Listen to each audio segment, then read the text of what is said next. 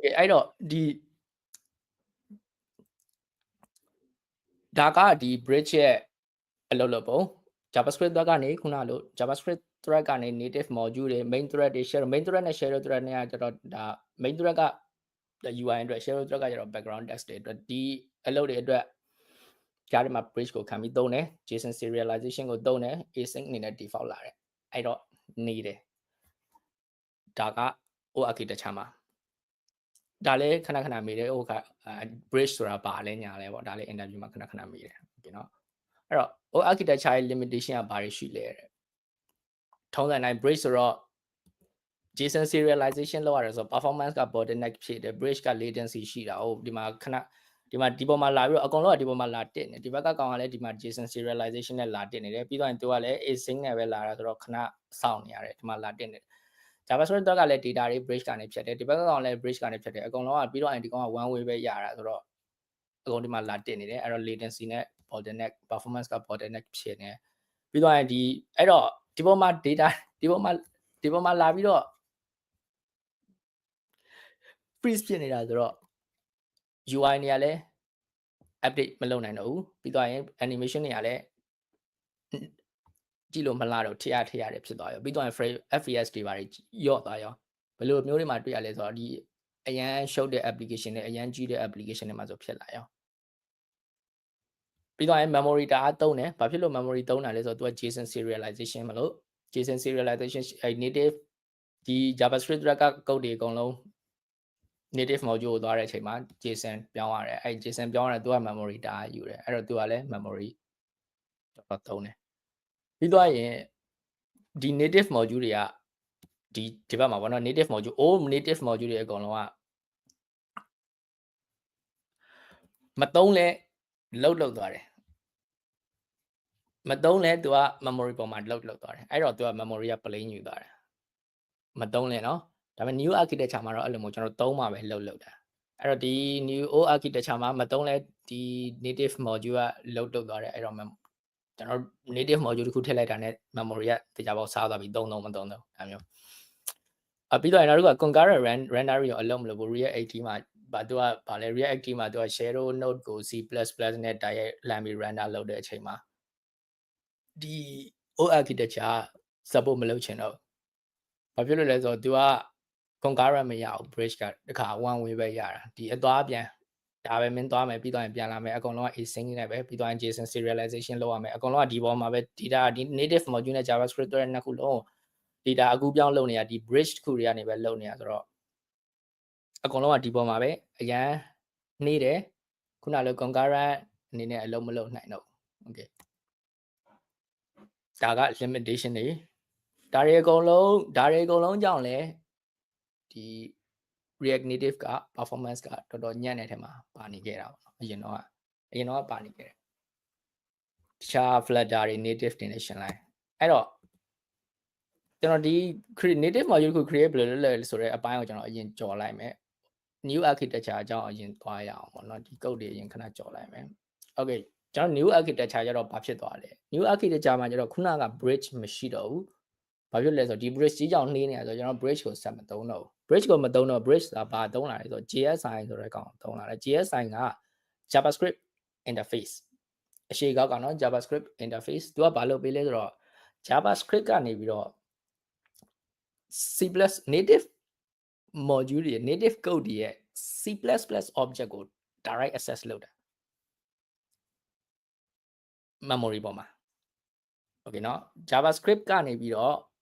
JavaScript code တွေက native code ရဲ့ C++ object native code ဆိုတော့အဲ့မှာမျက်စိလဲသွားမှာဘာလို့ Kotlin မဖြစ်တာလဲဘာဖြစ်လို့ Swift မဖြစ်တာလဲအဲ့လိုမဟုတ်ဘူးဒီသူက runtime မှာအလုပ်ထားဖြစ်တဲ့အတွက်ခုနလို native code တွေပါတယ်မဖြစ်တော့ဘူးသူကဒါပေမဲ့အဲ့ခုန native code ကိုပဲ C++ object နဲ့ C+ native code ရဲ့ C++ object ကို direct access လုပ်တာအဲ့ကြတော့ဘာဖြစ်သွားလဲဆိုတော့ခုနလိုဒီမှာသုံးနေတဲ့ဒီ bridge နဲ့ JSON serialization ကလုံးဝမရှိတော့ဘူးပြီးတော့သူကဒီ one way လဲမဟုတ်တော့ synchronous လဲမဟုတ်တော့ async လဲမဟုတ်တော့ synchronous ကိုပြောင်းသွားတယ် အကုန်လုံးက memory ပေါ်မှာပဲတိုက်ရိုက်လုပ်တယ် concurrent ရသွားတယ် synchronous ဖြစ်သွားတယ် JSON serialization လည်းမလုပ်တော့ဒီ bridge လည်းမလုပ်တော့ဒါကြီးတစ်ခုလုံးမလုပ်တော့အကုန်လုံးကဒီ C++ object ပေါ်မှာပဲ memory ပေါ်မှာပဲ direct access လုပ်တာဆိုတော့ဒါတွေမလုပ်တော့ဘူး okay ဒါ GSI ရဲ့အလုပ်လုပ်ပုံ fabric ကကျတော့ runnery system အရင်တော့က runnery system ကကုန်းနေပြန် UI manager view ဟုတ်တယ် UI manager လို့ခေါ်တာအရင်တော့ကလည်း React Native မှာ UI manager အရင် old architecture မှာလည်း UI manager ရှိတယ် new architecture မှာလည်း UI manager ရှိတယ် new architecture ရဲ့ UI manager ကို fabric လို့ခေါ်တာသူကလည်းအတူတူပဲခုနက React 18နဲ့တိုက်ရိုက်ဆက်ပြီးအလုပ်လုပ်နိုင်တယ်ခုန React ရဲ့ shadow tree ကို C++ ပေါ်မှာတိုက်ရိုက်အလုပ်လုပ်နိုင်တဲ့ကောင် okay နောက်တစ်ခုက turbo module ကခုန native module နေရာမှာအစားထိုးလာတဲ့ကောင် turbo module က lazy loaded ဖြစ်တယ် lazy loaded ဆိုတာကဘာလဲဆိုတော့သုံးမှ memory ပေါ်မှာလုပ်တာမသုံးရင် memory ပေါ်မှာလုပ်မလို့အဲ့တော့ native module တဲ့ဆိုင်ပို့ပြီးတော့ performance ကောင်းတယ် native module ကကျတော့အရင်တော့သုံးခဲ့တဲ့ native module ကကျတော့မသုံးသူက memory ပေါ်မှာရောက်သွားပြီဒီ turbo module ကအဲ့လိုမဟုတ်သုံးမှ memory ပေါ်မှာရောက်တယ်အဲ့တော့ memory RAM အစားတာနေပါတယ် okay နော်နောက်ထပ်သိရမှာက code gen ကဘာလဲဆိုခုနက JavaScript code ကနေပြီးတော့GSI code ကိုပြောင်းပေးတဲ့ generate လုပ်ပေးတဲ့ကောင်ဒါကျွန်တော်တို့ JavaScript ကနေပြီးတော့ဒီ JavaScript code နဲ့ပဲ native module ဘက်ကနေငါတို့ဒါဒီ function ခေါ်မယ်ဒီ function တွေကိုငါတို့ပဲ argument တွေ pass မယ်ဘာလို့ကျင်လဲဆိုတာလေးကိုရေးပေးလိုက်တာနဲ့သူက GSI အတွက် code ကို generate လုပ်ပြီးသွားတယ်ကျွန်တော်ရေးစရာမလိုတော့ဘူး okay ဒါက new concept ပေါ့နော် new architecture ရဲ့ concept အဲ့တော့ဒီမှာကလည်းဒီကောင်တွေကလည်းမေးတယ် GSI new architecture ဆိုတာနဲ့ပတ်သက်တာနဲ့ကျွန်တော်ဒါတွေသိကြပါဦးရှင်းပြတော့မှာ interview မှာ GSI ဆို GSI ကဘာလို့လုပ်ပေးလဲ JavaScript interface ကိုမှဗာလဲ native code တွေကို C++ object နဲ့ direct access ရတာနည်းနည်းလေးတော့ရှုပ်တယ်နော် native code ကို direct access ရတာမဟုတ် bridge ကိုတော့ဖြုတ်သွားတယ်ဒါပေမဲ့ကြားထဲမှာ GSI အောင်ထည့်လိုက်တယ်ဒါပေမဲ့အဲ့ GSI က bridge လိုမျိုး one way မဟုတ်ဘူးသူက C++ object တွေကို memory ပေါ်မှာ direct access လုပ်တယ် native code ကိုပဲ okay အဲ့တော့bridge လိုမျိုး one way တော့မဟုတ်တော့ဘူးเนาะ JSON serialization လည်းမလုပ်တော့နောက်တစ်ခုက fabric ကလည်း new view manager ပဲ UI runnery system ပေါ့အဲ့လိုခေါ်လဲရပါတယ်ဒါပေမဲ့ code အနေနဲ့ကျတော့ UI manager ဟုတ်တယ် UI manager ပဲသူကခုနလို React Shadow Node ကိုမှ C++ ပေါ်မှာ access လုပ်တာအရင်တော့က UI manager ကကျတော့ JavaScript ပေါ်မှာ run တာအခုက C++ ပေါ်မှာ run တာအဲ့ဒီကွာလုံးဝမတူအဲ့ကြောင့်ဒီ fabric ကလည်းUI runner အတွက်ပို့ပြီးတော့ performance ကောင်းလာတယ်နောက်တစ်ခုက turbo module သူကလည်း performance ကဘာလို့ကောင်းလဲဆိုတော့ lazy loaded ဖြစ်တယ် memory သုံးမှပဲ memory ပေါ်တက်တယ်မသုံးရင် memory ပေါ်မှာမတက်ဘူးnative module လို့မဟုတ် native module ကသုံး memory ပေါ်မှာနေရာယူသွားပြီပေါ့နော်နောက်တစ်ခါ code gen ခုနကျွန်တော် Java code gen ကဘာလို့လုပ်ပေးလဲဆိုတော့ကျွန်တော် JavaScript code ကျွန်တော်ဒီ native fact ကနေလို့ native fact ကို native turbo module မှာနဲ့တွဲပြီးသုံးမဲ့ function တွေ code တွေကိုကျွန်တော်ဒီမှာ JavaScript နဲ့အရင်ရေးလိုက်တယ် JavaScript ဆိုတာ TypeScript နဲ့အရင်ရေးလိုက်တယ်ပေါ့နော်ရေးလိုက်တယ်ရေးပြီးသွားရင်ဒီ code ကျွန်တော်ဒီ build တိုက်ထားတဲ့ JSI code ကို automatic generate လုပ်ပြီးတော့ကျွန်တော်အဲ့အကြောင်းကဒီ code gen ကနေပါ generate လုပ်ပြီးတော့လဲပါလဲကျတော့ကျွန်တော် rule ကသွားပြီးတော့ like လေးရေးစရာမလိုကျွန်တော်ဒီ app ကို build လိုက်တာနဲ့ code gen auto run ပြီးသား okay ကျွန်တော်ရေးရမှာဒီ JavaScript ကနေ static type တွေရေးပေးလိုက်အောင်ဒါပဲ okay အဲ့တော့ဒါက new architecture ရဲ့ concept ပေါ့နော်အဲ့တော့တစ်ချက်ကြည့်အောင်ပုံအနေနဲ့ဆိုဒီလိုမျိုးလာတယ် JavaScript static type ပြီးတော့ရင် code gen အလုပ်လုပ်တယ်ပြီးတော့ရင် JavaScript ကနေ GSI ပေါ်မှာလှမ်းပြီးတော့ GSI ပေါ်မှာလှမ်းပြီး JavaScript ကနေဒီ GSI ပေါ်မှာလှမ်းပြီးတော့ခေါ်တယ် sorry code gen ကနေအလုပ်လုပ်တဲ့ JavaScript code တွေ code gen ကနေထုတ်လိုက်တဲ့ code တွေကဒီ JavaScript GSI ပေါ်မှာအလုပ်လုပ်တယ်ပြီးတော့ရင်သူက C++ object ကို direct access ရတယ်ပြီးတော့ရင် synchronous နဲ့လာတယ်ခုနအရင်တစ်ခေါက်ကလို့ asynchronous မဟုတ်တော့ဘာဖြစ်လို့ synchronous default ပေးလဲဆိုတော့မြန်လို့ပေါ့ဟိုဘက်မှာ bridge မှာတော့ကျတော့ asynchronous က default လာတာဘာဖြစ်လို့လဲဆိုတော့နေလို့ကျွန်တော် bridge မှာသွားပြီး synchronous ကိုသွားသုံးလိုက်ရင် UI က freeze သွားလိမ့်မယ်ကျွန်တော်ဒီမှာလေ synchronous က default လာပေမဲ့ကျွန်တော် asynchronous ကိုပြောင်းတချို့ကိစ္စတွေမှာပြောင်းရမယ်เนาะဘယ်လိုမျိုးလဲဆိုတော့file access လုပ်နေတဲ့ကိစ္စမျိုးတွေမှာဆိုရင်တော့ asynchronous တေချာပေါက်ပြောအောင်ပါပေါ့ဒါကတော့လောက်ရမယ့်ကိစ္စပဲလीเนาะပြီးတော့ဒီဘက်မှာကျတော့ turbo module တွေ fabric တွေ native code တွေကိုဒီ GSI ကပဲ direct access လုပ်သွားတယ်ဒီကနေမလုပ်တော့ဒါ new architecture ကအလုပ်လုပ်တဲ့ပုံစံအဲ့တော့ okay ကျွန်တော်ဒါဆိုရင်ဒီထိက theory ဘိုင်းပြီးသွားပြီဒီအပိုင်းလေးပဲနည်းနည်းပါးပါးကြည့်အောင်မယ်ဒါဒီ GSI ကဘယ်လိုလုပ်လဲ fabric ကဘယ်လိုလုပ်လဲ turbo module ကဘယ်လိုလုပ်လဲဒါလေးပဲနည်းနည်းပါးပါးကြည့်အောင်မယ်ပြီးတော့ဒီ design လေးနည်းနည်းကြည့်လိုက်အောင်မယ်ကျန်တာကတော့လက်တွေပိုင်းရောက်သွားပြီကျွန်တော်လက်တွေဘယ်လိုလုပ်မလဲဆိုတာအဲ့တော့အခုဒီထိမှာမေးချင်တာရှိသေးလားဒီထိမေးချင်တာမရှိဆိုကျွန်တော်ဒီဘယ်လို native module ကိုဘယ်လို create လုပ်မလဲအမြန်ဆုံးအလွယ်ဆုံးဘယ်လို create လုပ်မလဲနဲ့ org architecture turbo module ကိုဘယ်လိုအမြန်အလွယ်ဆုံး create လုပ်မလဲကျွန်တော်ဆက်ပြီးရှင်းပြမယ်မေးချင်တာရှိရင်အခုတခါတည်းမေးလို့ရအောင်မေးမသွားခင်ပေါ့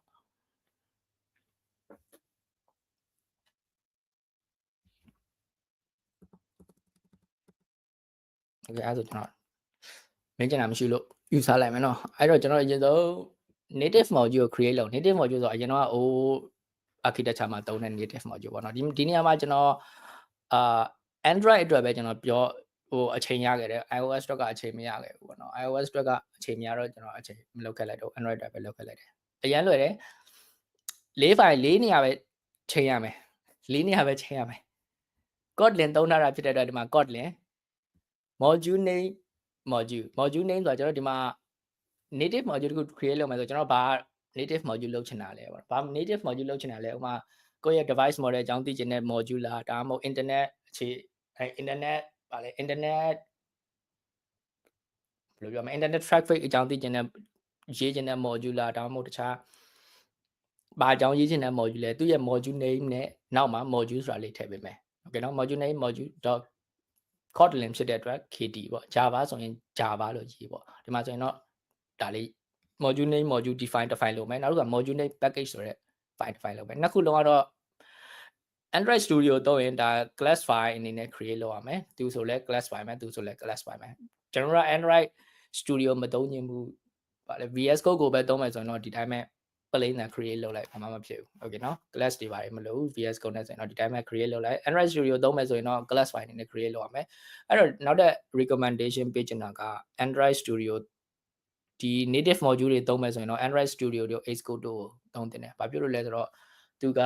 ဥပမာကျွန်တော်သူက auto completion တွေနည်းနည်းပါတယ်ဥပမာကျွန်တော်ဒီ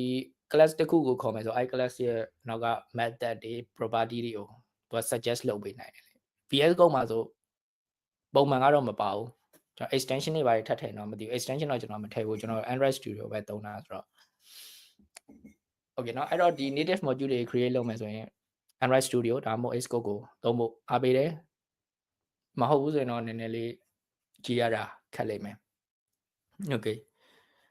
လေတော့အရင်တော့လည်းမခက်ပါဘူး okay နောက်တစ်ခုကကျတော့ဒီနှစ် file လိုမယ် module name module name ကကိုကြိုက်တဲ့နာမည်ဖြစ်လို့ရတယ်နောက်က module.kt module name module name package ရဲ့ module name ကဒီကိုကြိုက်တဲ့ module name ပြီးတော့ package.kt အဲ့တော့ module file နဲ့ package file နဲ့ပြီးတော့နောက်တစ်ခုကကျတော့ဒီကျွန်တော်တို့ဒီရေးထားတဲ့ module ကို main application.kt ထဲမှာသွားပြီးတော့ register လုပ်အောင်သွားပြီး land ထည့်ရမယ်ပေါ့နော်ဒါပဲပြီးတော့ JavaScript code ကနေသုံးရုံပဲ၄နေရာပဲသုံးရမယ် module package ပြီးတော့ဒီ package ကိုထားပြီးတော့ register လုပ်ရမယ် main application ထဲမှာပြီးတော့ JavaScript ကနေသုံးရုံပဲအရင်ဆုံးကြည့်အောင် okay ဒါက module file ဒီအပေါ်ဆုံးတက်မှာသုံးထားတဲ့ module file ကြည့်ရင် code တွေက JavaScript သမားအနေနဲ့ဆိုရှုပ်ပွေးနေရပဲဘာတွေမှလည်းမသိဘူး class တွေရော react context တွေရောဒီမှာ input တွေကလည်းအများကြီးပဲဘာတွေတုံးဆိုဒါတွေအကုန်လုံးက boilerplate ဆိုတာ copy ကူးချလို့ရတယ်အကုန်လုံး copy ကူးချလို့ရတယ်ဒါအကုန်လုံး copy ကျွန်တော်ဒီမှာရှိတဲ့အကုန်လုံး copy ကူးချလိုက်ဒီအပေါ်ဆုံးက package ကဒါကျွန်တော် application ရဲ့ package နာမည်ဒီ package နာမည်ကကျတော့ com.blah blah ပါဒီကောင်က main မသိဘူးဆိုရင်ကိုယ့်ရဲ့ package နာမည်ကိုမသိဘူးဆိုရင် main application ဘက်မှာရေးထားတဲ့ main application.kt တို့ main activity.kt တို့အဲ့ထဲမှာဝင်သွားကြည့်လိုက်ဒါဆိုကျွန်တော် package နေပေါ်လာလိမ့်မယ်ပြီးတော့ဒီ package နေရောဒီမှာရေး com. ထားပါတော့ကျွန်တော်နာမည် 9lim.awesome app awesome project ပေါ့ဒါမျိုးဒီလိုဒီမှာလာရေးပြီးတော့ဒီကောင်ကကျွန်တော်ဒီအခုဒီမှာသုံးမဲ့ device info module မှာသုံးမဲ့ class big class android.os.big class ကျွန်တော်ဒီ class ကိုသုံးပါဒီ၄ခုကကျတော့ copy ကူးရမှာ သူကဒီ native module လောက်တိုင်းသုံးရမယ် class တွေအဲ့ဒါတွေအကုန်လုံး၄ခုလုံး copy ကူးချ com.facebook.react bridge react application context blah blah blah ဒါတွေအကုန်လုံး copy ကူးဒါတွေကမပါလို့မရတဲ့ကောင်လေ copy ကူးလိုက်ကျွန်တော်ဒီကတော့ဟိုပါလေဟို Android သမားတွေကိုရှင်းပြနေရမဟုတ် JavaScript React Native သမားတွေရှင်းပြနေရဆိုတော့ဒီ JavaScript သမားတွေးတဲ့ပုံစံနဲ့ပဲ React Native သမားတွေးတဲ့ပုံစံနဲ့ပဲကျွန်တော်တွေးလိုက်တာเนาะ Okay Android သမားတွေပါမယ်ဆိုရင်တော့နည်းနည်းလေးဖြည့်တွေးလိုက်ပေါ့ Okay ဒါတွေအကုန်လုံး copy ကူးချလိုက် import ဒီ class တွေအကုန်လုံးဒီ class တွေဒီကောင်တွေအကုန်လုံး copy ကူးလိုက်ပြီးတော့ဒါဒီနေရာမှာကလည်းဒီမှာကျွန်တော်ရဲ့ module ရဲ့နာမည် device info module ဒီမှာ device info module.kt ဆိုတော့ device info module ဒီမှာလာရေးဒီကနေဒီမှာ class ကို create လုပ်လိုက်ပေါ့ဒီ class လေး create လုပ်လိုက်ဒီကနေဒီရေးပြီးတော့ဒီမှာလာပိတ်ဘာမှအော်နောက်ထပ်မှာကျန်တာတွေကဘာတွေညာလဲထည့်ပြီးစဉ်းစားမနေနဲ့လောလောဆယ်ဒါတွေအကုန်လုံး copy ကူးချလိုက်ဒီမှာဒါပိတ်လာပိတ်လိုက်ပြီးတော့နောက်တစ်ခုက get name ဆိုတဲ့ function override လုပ်မယ်ဒီ get name ဆိုတဲ့ function ကျတော့ဒီထဲမှာပါထားပြီးသားပဲ react context based java module တွေမှာပါထားပြီးသားအဲ့ကောင်ကိုကျွန်တော် override လုပ်မှာ override ဆိုတော့ဒီ function ကိုအစားထိုးလိုက်တာပေါ့ override လုပ်လိုက်တာပေါ့ဘယ်လိုပြောမလဲငါကိုကြည့်တဲ့ function ကိုမသုံးတော့ဒီ function မှာဒီထဲကကောင်ပဲသုံးမယ်ဆိုတဲ့ကောင်မျိုးအဲ့တော့ဒီ get name ကို get name နေရာမှာဘာသုံးရလဲဘာရေးရလဲဆိုတော့ကျွန်တော်တို့ဒီလိုချင်တဲ့နာမည်ရေးရတယ်ဒီနာမည်ကဘယ်နေရာမှာပြန်သုံးမှာလဲဆိုတော့ JavaScript site ကနေပြန်ခေါ်ရင်သုံးမှာ JavaScript site ကနေပြန်ခေါ်ရင်သုံးမယ် JavaScript site ကနေ native module နေတဲ့ဒီကောင်ကိုပြန်ခေါ်ရင်သုံးမယ်ဒီနာမည်ကကိုကြိုက်တဲ့နာမည်ကိုဖြစ်လို့ရတယ်ဒီ module name နဲ့တူစရာမလိုတူရင်လည်းရတယ်များသောအားဖြင့်တော့တူတာများတယ်โอเคเนาะများသောအားဖြင့်တော့တူတာများတယ်ဒါပေမဲ့မတူလဲရတယ်ကျွန်တော်ကမတူလဲရတယ်ဆိုတာကိုသိချင်လို့သိစေချင်လို့ဒီမှာမတူတဲ့ဟာရေးပေးတာ simple device info ဆိုပြီးရေးပေးလိုက်တာ Okay နော်ဒီမှာ override လုပ်တယ်ဒီ get name ဆိုတဲ့ function ကို override လုပ်တယ် string ကို return ပြန်တယ်ပြီးတော့ရင် return ကကိုဖြစ်စေချင်တဲ့နာမည်ဒီကောင်က JavaScript site ကနေပြန်ခေါ်ရမှာကျွန်တော်ပုံမှန်ကတော့ဒီ device info module ကိုဒီမှာလာပြီးတော့ copy paste လုပ်တယ်ဒီမှာလာပြီး return device info module လုပ်တယ်တကယ်တမ်းရေးစရာလည်းမလိုဘူးနာမည်ကဒီနာမည်တိုင်းပဲဆိုရင်တော့ရေးစရာမလိုဘူးဒါပေမဲ့ device info module ကိုဒီမှာလာပြီးတော့ထည့်လို့လည်းရတယ်တခြားနာမည်ကိုဖြစ်ချင်တဲ့ကောင်နာမည်ဖြစ်လို့လည်းရတယ်ဒီနာမည်ကဘယ်နေရာမှာသုံးမှာလဲ JavaScript site ကနေဒီ module ကိုပြန်ခေါ်ရင်သုံးမှာ Okay နောက်တစ်ခု get method sorry react method ဒီနာမည်ဒီရှေ့ကနေကျွန်တော်ဒီအောက်မှာ function ရှိရ get device model ရှိရဒီ function တစ်ခုရဲ့အပေါ်မှာဒီလို react method လို့ထည့်လိုက်တာ ਨੇ ဒီ function က JavaScript react ဘက်ကနေလမ်းပြီးတော့ခေါ်လို့ရသွားပြီ react native ဘက်ကနေလမ်းပြီးခေါ်လို့ရသွားပြီဒီ function ကို okay နော် function ရဲ့အပေါ်မှာ react method လို့ရေးလိုက်တာ ਨੇ ဒီ function ကိုဒီ native module ကနေ JavaScript site ကနေလမ်းခေါ်လို့ရပြီအဲ့တော့ဒါလေးကမေ့လို့မရဘူးဒါမျိုးဒါလေးထည့်ပြီးရေးပြမယ်ဒါဆိုရင်ကျွန်တော်ဒီ get device model လမ်းခေါ်လို့ရပြီသူကဘာ return ပြန်ပေးမှာလဲဆိုတော့ promise ကို return ပြန်ပေးမှာဒီနေရာမှာမှတ်ရမှာက native module တွေတော်တော်များများအကုန်လုံးလောက်နေပါဒီ promise ကိုပဲ return ပြန်တင်တယ်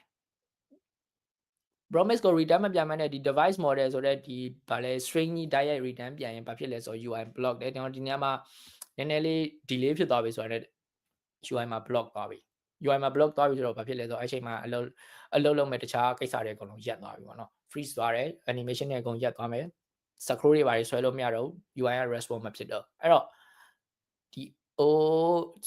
old native module မှာသုံးသမျှဟာတွေအကုန်လုံးဒီ promise ကိုပဲ return ပြန်တင်တယ်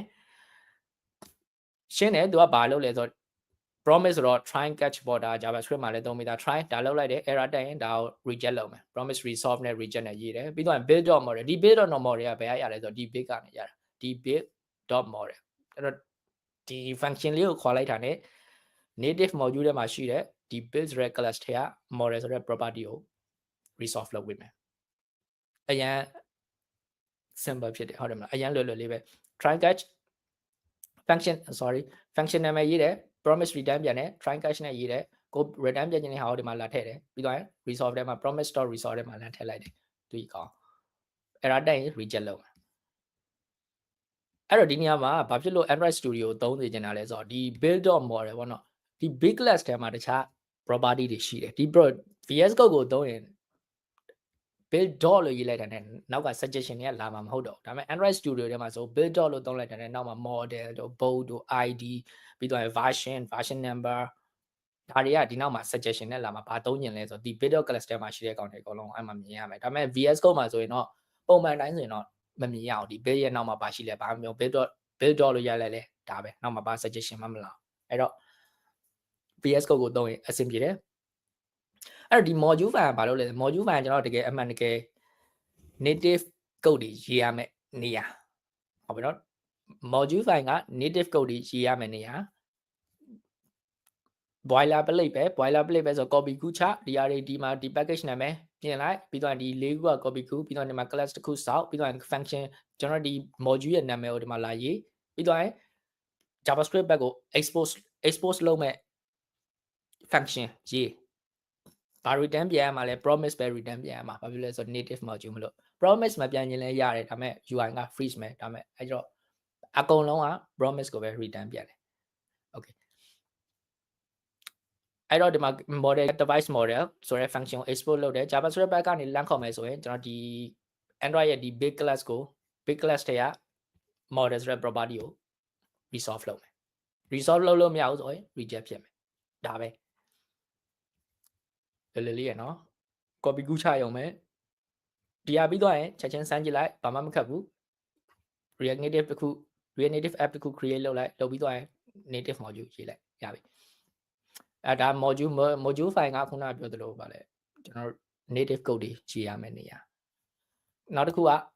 package file ပေါ့နော် okay ဒီ module file ဘယ်နားမှာထားရမှာလဲဆိုဘယ်နားမှာထားရမှာလဲဆိုဒီကြိုက်တဲ့ folder လေးတစ်ခုတက် create လုပ်ချင်လဲလုပ်ဘယ်ထဲမှာလဲဆို app.ssc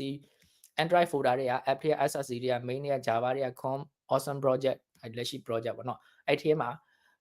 device info module.kt ဆိုပြီး create လုပ်လို့ရတယ်ဒါမှမဟုတ်ကိုယ့်အကို folder လေးတက်လုပ်ပြီး device info module ဆိုတဲ့ folder လေးတက်လုပ်ပြီးအဲ့ထဲမှာ device info module.kt ဆိုပြီးတော့တက်လုပ်လဲရတယ်ကိစ္စမရှိဘူး okay နော်အဆင်ပြေတယ်လို့လုပ် okay ဒီမှာက package device info package တော့ဘာလို့လုပ်ပေးလဲကျွန်တော်ဒီခုနက module ကို package အနေနဲ့ React Native package အနေနဲ့လာပြီးတော့ register လုပ်ပေးတာထုံးစံတိုင်းပဲ boilerplate ပဲဒါတွေအကုန်လုံးကူးချဒီလေးခု copy ကူးဒီမှာလည်း package နာမည်ဒီလေးခု copy ကူး React package Bridge native module React application context blah blah blah ဒါတွေအကုန်လုံး copy ကူးဒီမှာ device info package ဒီ package ရဲ့နာမည်တိုင်းပဲရေးသူကဘာ type လဲဆိုသူကဘာ class လဲဆို React package class okay နော် React package class ကို extend လုပ်ထားတယ်ဒီမှာဒီ class ကိုရေးပြီးသွားရင်သူကနှစ်ခုရှိတယ် create native module နဲ့ create view manager နဲ့ရှိတယ် native module ဆိုခုနကကျွန်တော်တို့လုပ်လိုက်တဲ့ကောင်ဒီ native module view manager ကျတော့ဘာမျိုးစားလဲဆိုတော့သူက component ကို create လုပ်တာ custom native component ပေါ့နော် native component create လုပ်တာဥပမာဒီ native ထဲမှာသုံးထားတဲ့ button sheet လေးကိုပဲကျွန်တော်တို့ဒီမှာ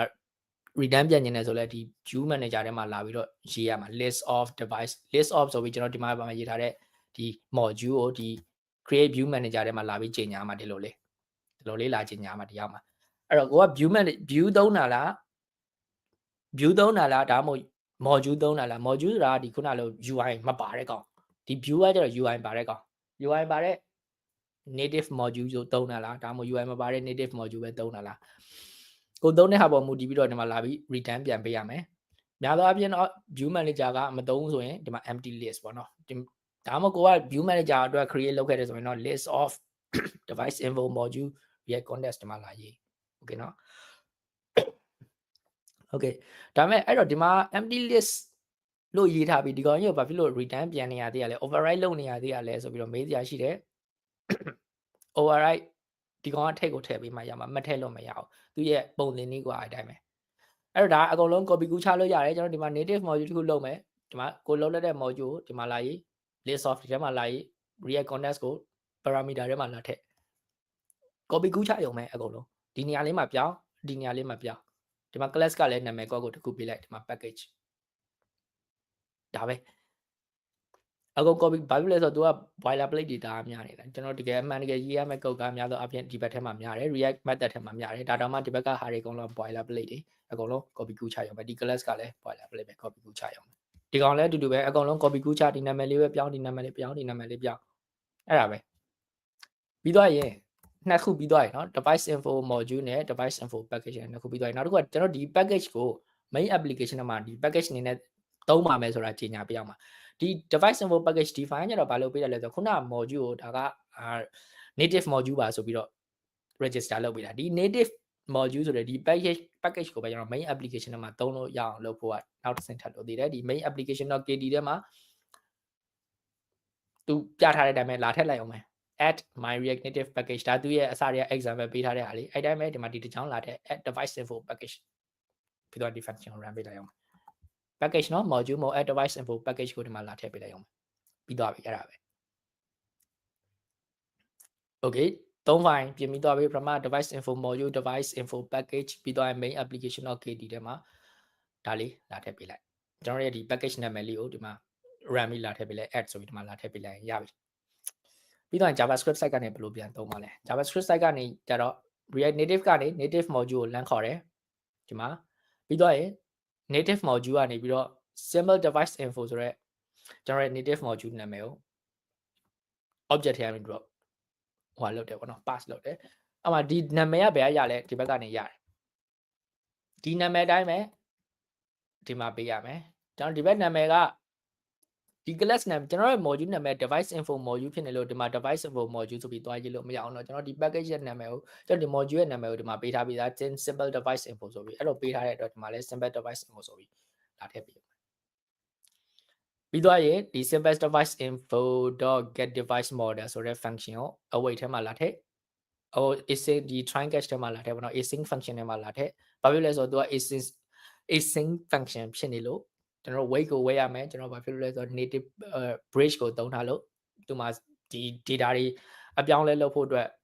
serialization လုပ်တယ်ဥပမာ sorry ဒီဘက်ကဒီမှာလာခဲ့တဲ့ promise.resolve ဆိုတော့ဒီ device model ဆိုတဲ့ data လေးကိုကျွန်တော် JavaScript site ဘက်ကိုရောက်ဖို့ JSON serialization လုပ်ရသေးတယ်အဲ့တော့ JSON serialization တွေလုပ်ရတဲ့အတွက်ဒီကြပေါ့ await ကိုထည့်ရမယ် get device model ဒီမှာ await ထည့်မဟုတ်ဘူးဆိုရင်ဒီကောင် crash လိုက်မယ်ပြီးတော့ဒီမှာလာထည့်ပေါ့နော် set device model ပြီးတော့ဒါကတော့ UI runner လို့ပြထားတာသုံးရမယ့်ပုံစံ native module ထဲမှာကျွန်တော်ဒီ module ရဲ့နာမည် package module ရဲ့ get name ထဲမှာရေးထားတဲ့နာမည်ကိုဒီမှာလာရေးပြီးတော့ function get device model ဘယ်ရလဲဒီဘက်ကနေရတယ်ဒီမှာ react method get device model ဒီ function ကိုလာခေါ်ပြီးတော့ရင်ဒီမှာ await sound model ပြီးတော့ဒီထဲထည့်ရပြီဒီမှာ render လုပ်လိုက်ရပြီကြည့်လိုက်ရင်ဒီမှာဆိုရင်ဒီမှာ SDK ကျွန်တော်တို့ဒီ device ရဲ့ model ကိုဒီမှာလာပြပေးတယ်ပေါ့နော်ဒီ clone နေလိုက်ရင်ဒီမှာဒီ model ကိုလာပြပေးတယ်အဲ့ပြန်ပြီးအစနဲ့ပြန်စားရရင်၄ file ပဲပြင်ရမယ် module file ရဲ့ package file ရဲ့ main application ထဲမှာထည့်မယ်ပြီးတော့ JavaScript site ကနေခေါ်သုံးမယ်အရင်လွယ်တယ် module file ကဒီ module file ကများသောအားဖြင့် code native code တွေရေးရတဲ့နေရာဒါပေမဲ့တချို့ဟာတွေက copy ကူးလို့ရတယ်ဒီ၄ခု copy ကူးလို့ရတယ်ဒီ package နဲ့ကျွန်တော်တည်ပြီးသားဒီကောင်ကကျတော့ကျွန်တော်သုံးနေတဲ့ class ရဲ့နာမည်ပေါ့နော်ကျွန်တော်ဒီမှာ base ဆို base ရဲ့ model တခါတလေကျတော့ကျွန်တော်တို့ကဒီ Android ရဲ့ native class တွေကိုမသုံးညင်ဘူးဒါပေမဲ့အပြင်ကနေပြီးတော့သုံးရတဲ့ dependency တွေသုံးညင်တယ် Android dependency တွေသုံးညင်တယ်ဥပမာထားပါတော့ BLE device ပေါ့နော် Bluetooth low energy package တွေသုံးညင်တယ် printer package တွေသုံးညင်တယ်ဆို install လုပ်လိုက်ဒီ Gradle file ထဲမှာ install လုပ်လိုက်ပြီးတော့ဒီထဲမှာလာပြီး input လုပ်လိုက်အောင်မယ် Gradle file ထဲမှာ install လုပ်လိုက်ပြီးတော့ဒီကျွန်တော်ဒီမှာဒီထဲမှာကိုသုံးညင်တဲ့ module ကို input လုပ်ပြီးတော့သူရဲ့ documentation ကိုသွားဖတ်သူရဲ့ library ရဲ့ documentation Android library ရဲ့ documentation ဒီ class ထဲမှာဘာတွေသုံးလို့ရလဲတို့တွေလည်းသူ documentation ထဲမှာလည်းပါထားပြီးသား BLE device ဆိုလည်းကျွန်တော် connect ဘယ်လိုလုပ်ရမလဲ connect လုပ်ဖို့အတွက်ဘာလို့လဲ connect disconnect ပြီးတော့ search scan ဒါမျိုးတွေတခါတည်းပါပြီးသားပေါ့နော်အဲ့တော့သူရဲ့ documentation ကိုသွားဖတ်သူရဲ့ package ကို Gradle နဲ့ install လုပ်တချို့တွေကကျတော့ local zip file နေပဲပေးရရှိတယ် local zip file ပေးလဲ install လုပ်လို့ရတယ် Gradle ထဲမှာပဲ local နေနဲ့ install လုပ်လိုက်ရုံပဲ install လုပ်ပြီးတော့ရင်ဒီမှာလာပြီး import လုပ်ပြီးတော့သူရဲ့ class ကိုဒီမှာ JavaScript site ကနေပြန်ခေါ်သုံးလိုက်ရုံပဲကျွန်တော်ဒီ function လေးခေါ်မယ်ဆိုဒီ class တွေကနေဘာကိုပြန်ပြီးတော့ return ပြန်မယ်ဒီတိုင်းလေးပဲရေးအောင်မယ်အကုန်လုံး copy ကူးချရုံပဲသူရဲ့ format တိုင်းလေးပဲ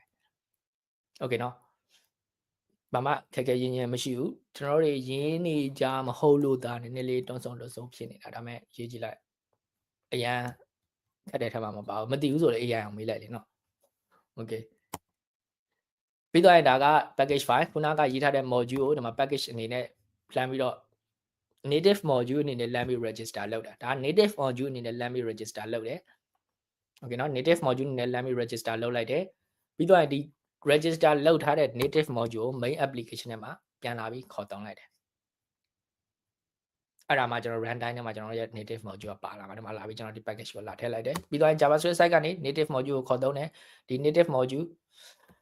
ထဲမှာ native module တွေကမှ simple device info ဆိုတဲ့ဒီ package နေလေးကိုဒီမှာလာခေါ်သုံးလိုက်တယ်ပြီးတော့သူ့ကို asynchronous အနေနဲ့ ဒီ function ကိုလမ်းခေါ်တယ် asynchronous async ဖြစ်ရမယ်မဟုတ်လို့မရဘူးဘာဖြစ်လဲဆိုတော့ break ကြောင်းမလို့ပြီးတော့ဒီမှာ UI မှာ render လုပ်လိုက်ပေါ့နော်ဒါပါပဲအရန်မှတ်ခတ်ဘူး native module က native module ကလွယ်တယ်ဒါပုံ module က file တွေပြင်ရမှာဒါရှုပ်တယ်ဘာတွေမှမသိဘူး okay အခုအဲ့ဆိုရင်ဒီထိမေးစရာရှိလားမရှိဘူးဆိုကျွန်တော်ဒါပုံ module ကိုဆက်သွားမယ်အချိန်50စက္ကန့်ဟုတ်အကိုဟွာလေဒါကြောင့် CLI မှာလား Expo မှာလားကျွန်တော်က CLI ဟုတ် Expo မှာဆိုရင်ရ Expo မှာဆိုလဲရတယ်ဗျ Expo မှာဆိုကျွန်တော်ဘာလုပ်ရမလဲဆိုတော့အရင်ဆုံး pre-build လုပ်ရလိမ့်မယ် Expo ကနေဟုတ် pre-build မလုပ်ရင်တော့မရဘူး pre-build မလုပ်ချင်ဘူးဆိုဘာလုပ်ရလဲဆိုတော့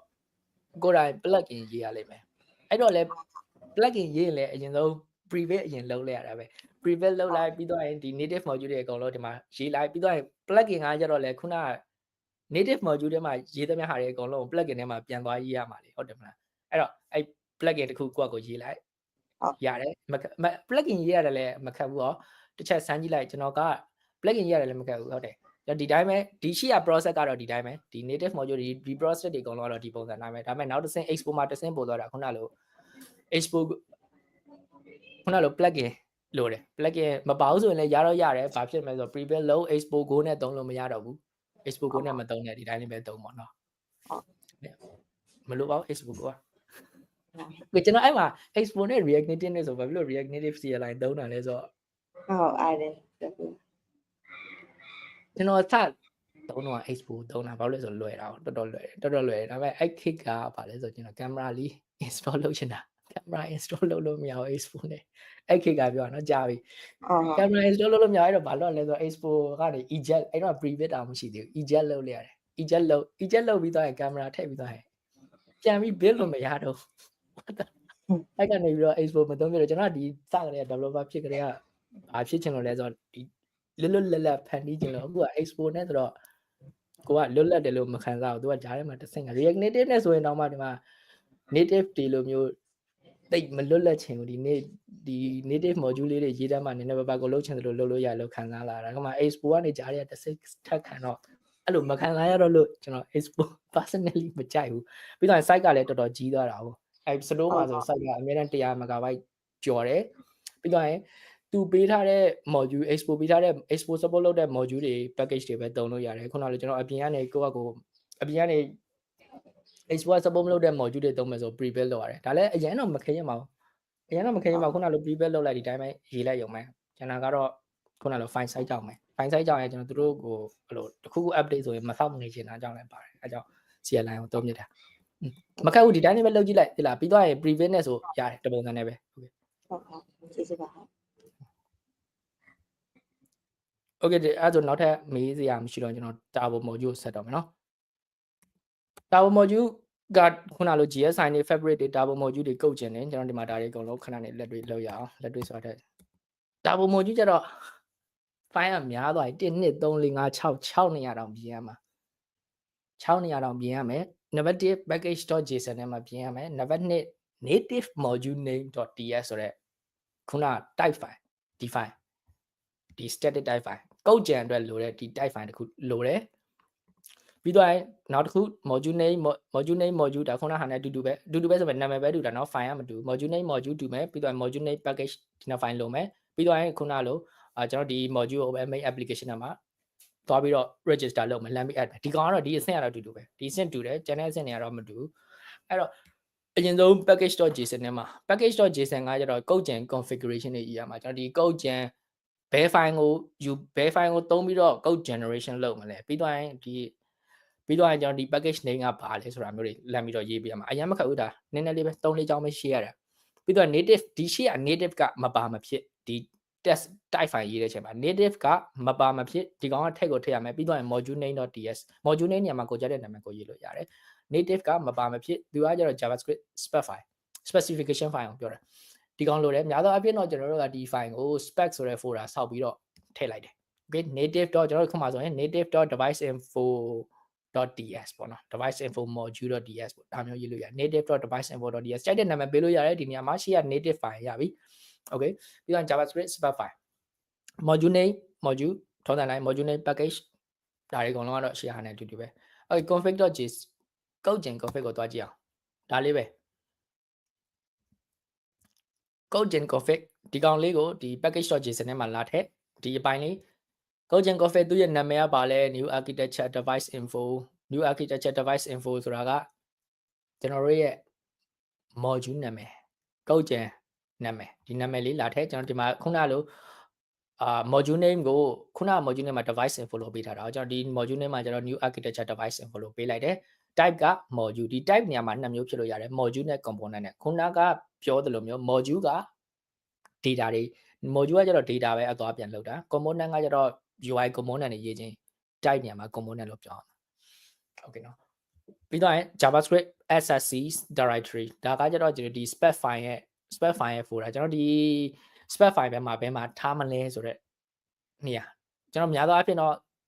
SRC တွေက spec ထဲမှာထားလိုက်တယ်ဒီနေရာမှာကိုကြက်တဲ့ဟာကိုဖြည့်လို့ရတယ်ဒါပေမဲ့များသောအားဖြင့်တော့ SRC spec ထဲမှာထည့်အဲ့ဒါသူ့ရဲ့folder လေးတက်ထားလိုက်တာကောင်းတယ်ကျွန်တော်အဲ့တုန်းကစလောက်ခါစားဒီနားမှာ dot လေးပဲထည့်လိုက်တာ dot လေးပဲထည့်လိုက်တော့ဘာဖြစ်လဲဆိုတော့သူကတခြားမလိုတဲ့ spec file တွေပါသွားပြီး generate လုပ်တော့ပေးလို့မရအောင်အဲ့တော့မလိုတဲ့ spec file ဆိုတာကျတော့အစားတွေက original React Native project ထဲမှာပါပြီးသား spec file တွေရှိတယ်သူ့ကိုပါသွားပြီး generate ထပ်လုပ်နေတော့ကျတော့ပေးလို့မရအောင်အဲ့တော့ဖြစ်နိုင်ရင်ကိုယ့်ရဲ့ custom native module spec file ကိုဒီ spec ဆိုတဲ့ folder ထဲမှာလာထည့်ဒီ file လေးတစ်ခုပို့သွားတာပေါ့ဒါလေးတစ်ခုပို့သွားတယ် package.js ထဲမှာဒီမှာလာပြီးတော့ module နာမည်ရေး type က module ဆို module component ဆို component ပြီးတော့ဒီ javascript ssc directory နေရာမှာ src spec ကူးချလို့ရတယ်ဘာမှမခက်အကုန်ကူးချလိုက်ဒီနာမည်ပြောင်းဒီနာမည်ပြဒီနာမှာ android က java package name ကျွန်တော်တို့ရဲ့ package နာမည် com.9land. blah blah blah ဒီမှာလာရေးဒီမှာဒီကောင်မပါဘူးဆိုရင်ဒါကုတ်ကျင်လောက်ရင်အဆင်မပြေဘူးအဲ့တော့ဒီမှာတစ်ချက်ပြန်လာရေး java package name မှာ com. blah blah blah ဒါတေချာပေါက်လို့ရတယ် android ios တော့ကကျတော့ package name မလို့ banner id လည်းမလို့ iOS တော့ကမလို့ Android အတွက်ပဲလာလေးပဲလို့ okay နော်ဒါလေးဒီမှာလာထည့်ရေးလိုက်ပြီးတော့နောက်တစ်ဆင့်ကဒါ spec file native new architecture device info ရှေ့မှာကျွန်တော်ရဲ့ module နာမည်က new architecture device info သူ့ရဲ့ရှေ့မှာ native ကထည့်ကိုထည့်ရတယ်မပါလို့မရဘူးသူသတ်မှတ်ထားတာပေါ့မဟုတ်ဘူးဆိုသူကတခြား TS file နဲ့ရောမှာဆိုလို့ဒီမှာ native ကတေချာပေါက်ထည့်ရတယ်ဘယ်ထဲမှာလဲဆိုတော့ srcds spec ထဲမှာဒီကောင်လာထည့်ပြီးသွားရင်ကူးချအကုန်ကူးချလို့ရတယ်ဒီကောင်ကူးချဒီနဲ့ကြောင်းကူးချလို့ရတယ်ဒီကောင်လည်းကူးချလို့ရတယ်ဒီမှာ interface spec extend turbo module ဒီ turbo module ဆိုတဲ့ class ကိုဒီ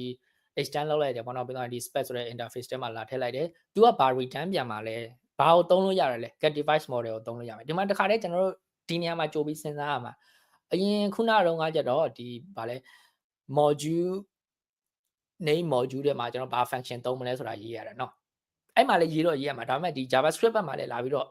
ဒီမှာတစ်ချက်လာပြီးကြီးညာပေးရသေးကျွန်တော်ဒီ get device model ဆိုတဲ့ function ကိုသုံးပါမယ်ဆိုပြီးဒီမှာလာပြီးကြီးညာပေးရသေးဒီမှာလာပြီးကြီးညာပေးမှသူက GSI ကနေ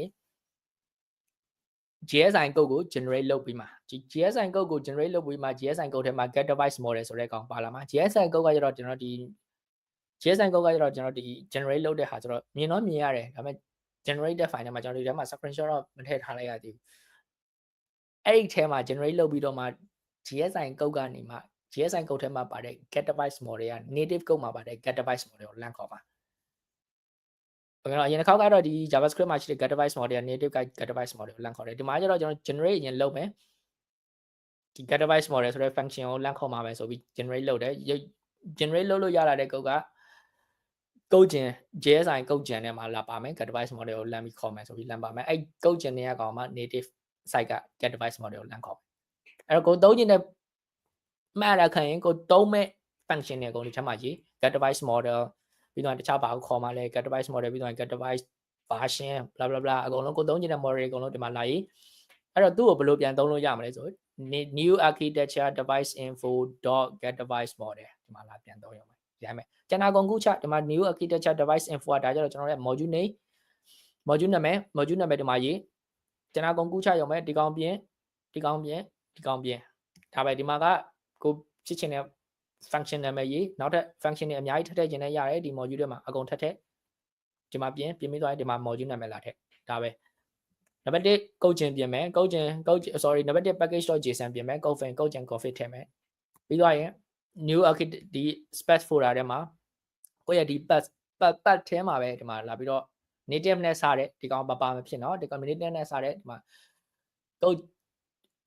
static type တခုလာထည့်ပြီးတော့ရင်ဒီမှာလာပြီးတော့ new architecture device info.get device model ထဲမှာလာထည့်ရအောင် okay copy ကူးချအကုန်လုံးက boiler plate တွေပဲဒီကောင်လည်း boiler plate ပဲဒါလည်း copy ကူးချကိုယ်တိုင်ရေးရတာမပါဘူးဒီထိကူးချရုံပဲပြီးတော့ရင်ဒါရောက်ပြီ new architecture device info module ခုနဟာနဲ့အတူတူပဲခုနက device info module အခု new architecture device info module ထုံးစံတိုင်းပဲဒီကောင်ကူးချဒီမှာဆိုရင်တော့ကျွန်တော်ဒီမှာ2ခုပဲရှိတော့တယ်အရင်တစ်ခေါက်က4ခုကူးရမှာ4ခု copy ကူးမှာဒီမှာဆို2ခုပဲ copy ကူးလို့ရတော့တယ်ထုံးစံတိုင်းပဲ copy ကူးဒီကောင်လည်း copy ကူး react method ဒီကောင် copy ကူး react module ဒီကောင်ကျတော့ react module ခုနက react method တခုချင်းစီထုတ်စရာမလိုလို့ react module တခုလုံးထုတ်လိုက်ရုံပဲ new architecture name new architecture module တော့ name ဒီနေရာမှာ name နေရာမှာပြောင်းခြင်းပြောင်းလို့ရတယ် name နေရာမှာကိုကြက်တဲ့နာမည်ပြောင်းဒီနေဒါပေမဲ့ဒီ name နေရာမှာပြောင်းလိုက်ပြီဆိုတခြားဒီဘက်ဒီမှာ sorry တခြားဒီဘက်ဒီမှာလည်းပြောင်းအောင်မှာတခြားနေရာတွေမှာလည်းပြောင်းအောင်မှာအဲ့တော့နည်းနည်းလေးအလုံးရှုပ်ချင်တယ်ပေါ့နော်တော့ generate လည်းလုပ်အောင်မှာဆိုတော့တော်တော်အလုံးရှုပ်ချင်တယ်ဖြစ်တဲ့အတွက်ဖြစ်နိုင်ရင်တော့မပြောင်းနေနဲ့တော့ new architecture module တော့ name ဒီတိုင်းလေးပဲထားလိုက်တော့ okay ဒီမှာထားလိုက်ရပြီ react module ကူးချဒီဟာလည်းဒါလည်းကူးချရုံပဲဒီကနေ dt ကူးချဒီကနေ dt ကူးချဒီမှာလည်း get name တူတူပဲ new architecture device info ဒီနာမည်လည်းကိုကြက်တဲ့နာမည်ကိုပြောင်းလို့ရတယ်ပြီးတော့ဟိုဘက်ကနေပြန်ခေါ်မှာဖြစ်နိုင်တော့ပြောင်းမနေနဲ့တော့ဒီနားပြောင်းလိုက်ရင်တော့ဟိုနေရာတွေဒီနေရာတွေအကုန်လိုက်ပြောင်းအောင်မှာအလုပ်ရှုပ်တယ်အဲ့တော့မပြောင်းတဲ့ဒီတိုင်းလေးပဲထားလိုက်တော့ကူးချပြီးတော့ရင် get device model ကျွန်တော် comment function ဒီမှာဆိုရင် promise မဟုတ်တော့ဘူးသူက string တိုက်ရိုက်ပြန်လို့ string တိုက်ရိုက် return ပြန်လို့ရတယ် build.model ဒီ bit ကပဲရလဲဒီ bit ကရတယ် build.model promise မဟုတ်တော့ခုနလို try catch တွေ promise resolve reject တွေဘာမှမလိုတော့ဘူးပြီးတော့သူက new architecture ဖြစ်သွားတဲ့အတွက် bridge ကိုလည်းမသုံးတော့ဘူး C++ object ပေါ်မှာပဲ direct လောက်တာမျက်စိမလဲနဲ့เนาะဒီမှာ javascript code ကနေဒီ code ကိုလှမ်းပြီး direct ခေါ်တာမဟုတ် javascript code ကနေပြီးတော့ခုနလို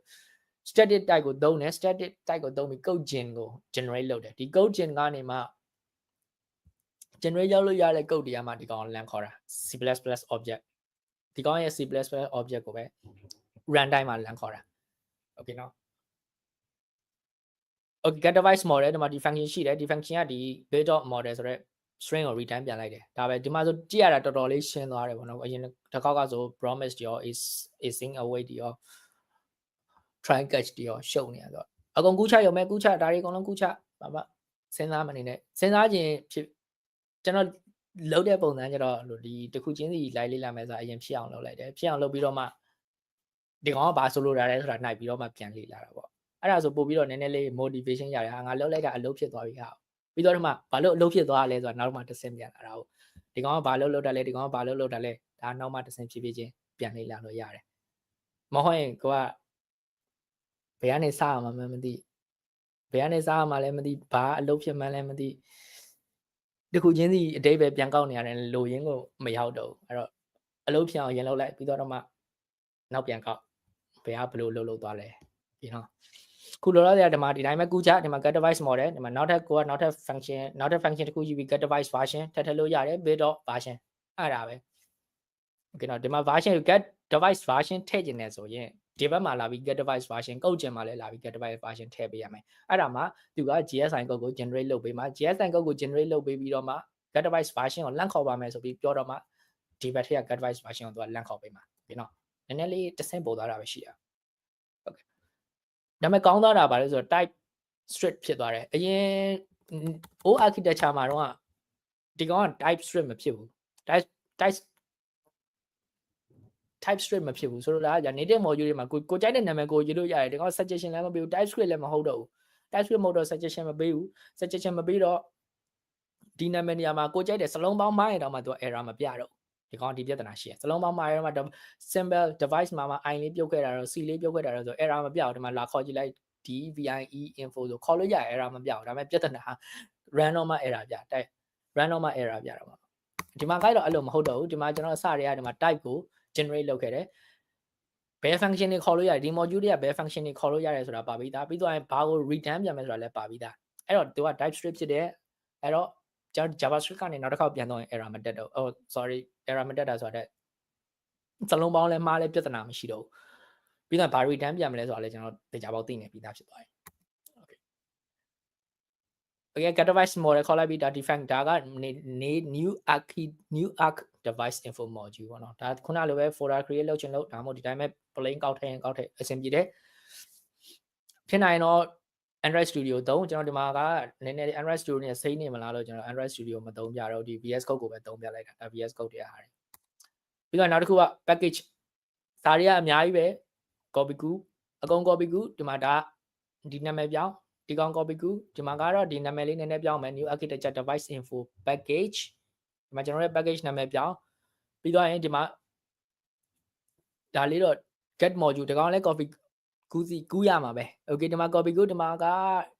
ဒီတိုင်းလေးပဲဒီနာမည်ပြောင်း new architecture device info module new architecture device info module react context ဒါပဲကျွန်တော်ဒီ module ကဒီနာမည်နဲ့တူမယ်ဆိုရင်ဒီကောင် return ပြန်မယ်မဟုတ်ဆိုမပြန်ဘူးပေါ့နော်ဒါပါပဲပြီးတော့ရင်ဒီကောင်လည်း module info provider တို့ကလည်းအကောင် copy ကူ get react module info provider အကောင် copy ကူဒါလေးနာမည်ပြောင်းဒီကောင်လေးနာမည်ပြောင်းဒီကောင်လေးနာမည်ပြောင်းအဲ့ဒါပဲကျန်တာအကောင်လုံးက copy ကူးချနာမည်ပြောင်းရုံပဲနာမည်လေးပြောင်းရုံပဲကျန်တာကောင် copy ကူးချဒီမှာဆိုရင်တော့ကိုကနည်းနည်းလေးထပ်လုပ်ချင်တယ်ဆိုတော့ turbo module ဟုတ်လားမဟုတ်လား okay ဟုတ်တယ် true ပေါ့နော် cx6 module ဆိုတာ c++ module လားဒါက c++ module မဟုတ်ဘူးလေနော်ကျွန်တော်ရေးတာ c++ Kotlin module ဆိုတော့ဒီမှာ false ပေါ့ can override existing module ရှိတဲ့ exist module existing လို့ဟို override လုပ်မှာလားဆိုမလုပ်ဘူးဒီမှာ need eager init မလို့ဒီကောင် eager init ဆိုတော့ခုနပြောသလိုဗာလဲစလာကလေးက loading လုပ်မှာလားမလို့ကျွန်တော်ဒါမလို့ခြင်းဘူးလေနော်မလို့ခြင်းလို့မှ turbo module တောင်းတာလဲကျွန်တော်ဒီ module ကို load တော့မှသုံးမှာဆိုတော့ဒါလည်းကိုယ့်ကို tweak လုပ်ချင်လို့ဆိုလိုတာဒီ application ကိုဖွင့်တာနဲ့စာပြီးဒီ module ကို load မှာလားလို့မေးတာပေါ့နော်မလို့ဘူးလေနော်ကျွန်တော်အကုန်လုံး copy ကူးချအကုန် copy ကူးနာမည်လေးပဲပြောင်းရုံပဲ copy paste programmer တွေဖြစ်တော့မယ် okay ပြီးသွားရင်ဒါ package ထည့်ပြီးသွားပြီဆိုရင်ဒီမှာလာပြီးတော့ထုံးစံတိုင်း main.application.kt ထဲမှာလာပြီးကြီးညာ new architecture device info package လာထည့်ဒါအတူတူပဲရမယ်နော်ဒီထိကအစားအနေပြန်ပြောမယ် go gen config module နာမည်ရေး type ရေး module ဒါမှမဟုတ် component ပြီးသွားရင်ခုနကလို javascript accessory directory သူကခုန static type တွေသိမ်းမဲ့နေရများသောအားဖြင့် spec ဆိုတဲ့ folder ထဲမှာတည်တံ့လုပ်ပြီးသိမ်းတယ်မဟုတ်ဘူးဆိုနည်းနည်းပြဿနာတက်နိုင်တယ်အဲ့တော့တည်တံ့လုပ်ပြီးသိမ်းလိုက်ပါ android folder android android ထဲမှာ java package name ကိုကျွန်တော် package နာမည်ထည့်ပေးရမယ်မပါလို့မရဘူးမပါရင်ကုတ်ကျင်လုပ်ရင် error တက်တယ်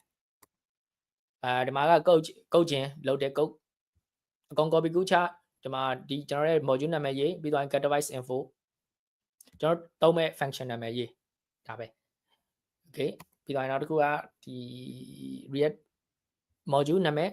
react module ဒါတွေအကုန်လုံး copy ကူးချဒီထိလည်း copy ကူးချ module ဒီ module နာမည်ပြောင်း new architecture device info module ဆိုဒီနာမည်လေးပြောင်းဒီနာမည်လေးပြောင်းပြီးတော့ဒီနာမည်လေးပြောင်းဒါကျွန်တော်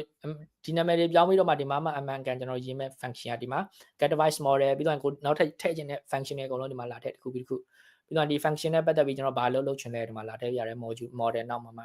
Java ကိုလုပ်ချင်တာကိုလာထည့်လို့ရတယ်ဒီမှာလည်းအတူတူပဲကျွန်တော်နောက်ထပ်က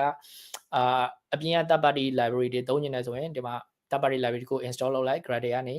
implement Gradle ကနေ install လုပ်လိုက်ရုံပဲပြီးတော့ဒီမှာအဲ့ third party library ရဲ့ class ကိုလာပြီး import လုပ်ပြီးတော့ import လုပ်ပြီးတော့အဲ့ class မှာဘာတွေသုံးလို့ရလဲ documentation လိုက်ရှာများသောအားဖြင့်တော့ရှိတယ် documentation လိုက်ရှာပြီးတော့အဲ့ class မှာပါတဲ့documentation မပါဘူးမရှိဘူးဆိုလဲ Android Studio သုံးမယ်ဆိုရင်ဒီ class ရဲ့နောက်မှာ dot လေးထည့်လိုက်တာနဲ့ဒီ class နောက်ကဘာတွေလုပ်လို့ရလဲဘာ method တွေရှိသလဲအဲ့ method ကဘာ return ပြန်มาလဲပြီးတော့ဘာ property တွေရှိလဲအကုန်လုံးမြင်လို့ရတယ်ပေါ့နော် okay ဒါပဲအဲ့ဆိုတော်တော်လွယ်သွားပြီအဲ့ဒါပြီးတော့ဒီ get device model ဂျန်နာတွေအကုန်လုံးလိုချင်တဲ့ function တွေအကုန်လာထည့်လိုက်အောင်မယ်ဒီမှာအကုန် copy ကူဒီမှာဆိုလဲအတူတူပဲစာတွေရတာများနေအကုန် copy ကူမှာအကုန် copy ကူဒီမှာဒီကောင်လေးလဲဒီကောင်လေးကနာမည်ပြောင်းဒီမှာ information ဒီမှာနာမည်ပြောင်းဒီမှာနာမည်ပြောင်းဒီမှာနာမည်ပြောင်းဒီမှာနာမည်ပြောင်းဒီမှာနာမည်ပြောင်းဒီမှာနာမည်ပြောင်း okay ဒါ copy ကူနာမည်ပြောင်း package က copy ကူမဲ့နာမည်ပြောင်းမယ်ကျန်တာအကုန်လုံးကူချရုံပဲဒီမှာကကြတော့ဒီမှာကြည့်လိုက်ကျွန်တော် override ကိုဒီ class ထဲမှာ base react package ထဲမှာနည်းနည်းလေးထပ်ပြီးပြောမယ်နော် new architecture device info package က base react package ကို extend လုပ်ထားတယ်ဒီမှာ get module ဆိုတဲ့ function ကို override လုပ်ထားတာနောက်တစ်ခုရှိသေးတယ်ပါလေ get component လား get UI manager ဖြစ်မလား get view manager ဖြစ်မလားမသိဘူးအဲ့ဒါတော့မသိတော့သူက get view manager ဖြစ်လိမ့်မယ်ထင်တယ်သူကခုနလို native UI component ကိုကျွန်တော်ဒီ native UI component ရေးခဲ့မယ်ဆိုရင် get view manager ရေးရမှာပေါ့ဒီမှာဆို module တိတက်ပဲဖြစ်တဲ့အတွက် get module ရေးအောင်မယ် native UI component ဆိုရင် get view manager ဖြစ်လိမ့်မယ်ထင်တယ်အဲ့ function ကို override လုပ်ရမှာခုနက O architecture မှာတော့ကျွန်တော်နှစ်ခုလုံးကို